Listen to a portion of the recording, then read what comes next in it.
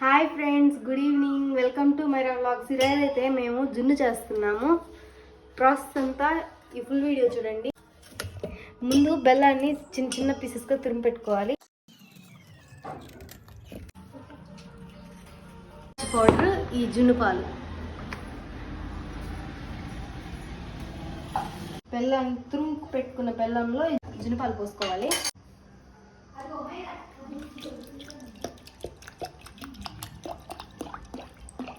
ఇవి లీటర్ జున్ను పాలు ఉంటాయి దగ్గర దగ్గర.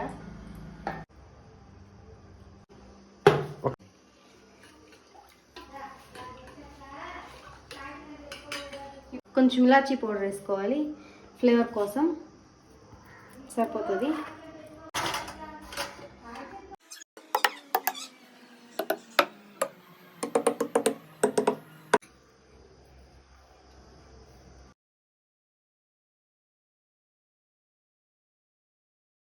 ఒకసారి టేస్ట్ చెక్ చేసుకోవాలి, స్వీట్గా వచ్చిందా లేదా అని.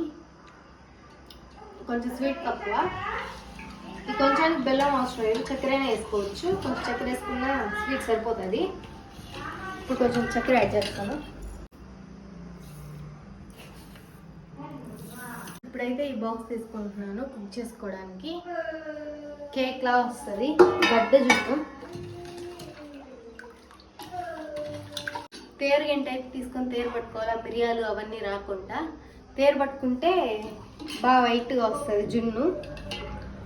ఇట్లా అయినా చేసుకోవచ్చు. మిరియాలు ఇష్టపడిన వాళ్ళకి తేరు పట్టుకుంటే బాగుంటుంది. ఆ టేస్ట్ తెలియదు, ఆ ఫ్లేవర్ వరకే తెలుస్తుంది.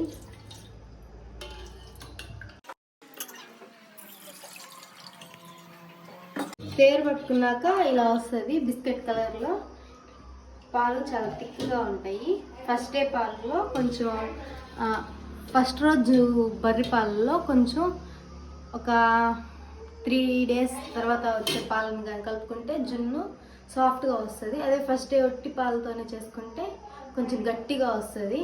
అంతని చెప్పి కొన్ని మళ్ళీ పాలు కలిపి మేము చేస్తాం. మూత గట్టిగా పెట్టేసుకోవాలి. మూత పెట్టేసుకుంటే జున్నుని అప్పుడే గడ్డ జున్ను వస్తుంది. దీంట్లో పెట్టేయాలి బాక్స్ని. దీన్ని ఇలా పెట్టేయాలి బాక్స్ని. ఇప్పుడు స్టవ్ ఆన్ చేసుకొని దీనికి మూత పెట్టుకోవాలి. నేనైతే ఇడ్లీ పాత్రలో పెట్టుకుంటున్నాను. ఒక 10 minutes అలా కుక్ చేసుకొని, ఒక స్పూన్ కానీ దాంట్లో కుచ్చితే అసలు స్పూన్కి టచ్ అవ్వకుండా వస్తే అది ఉడికేసినట్లు.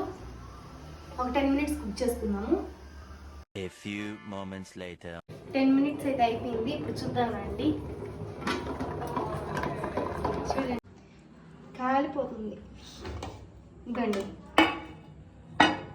ఇప్పుడు చూద్దాము అది అయిందో లేదో పూర్తిగా. కట్ చేద్దాము.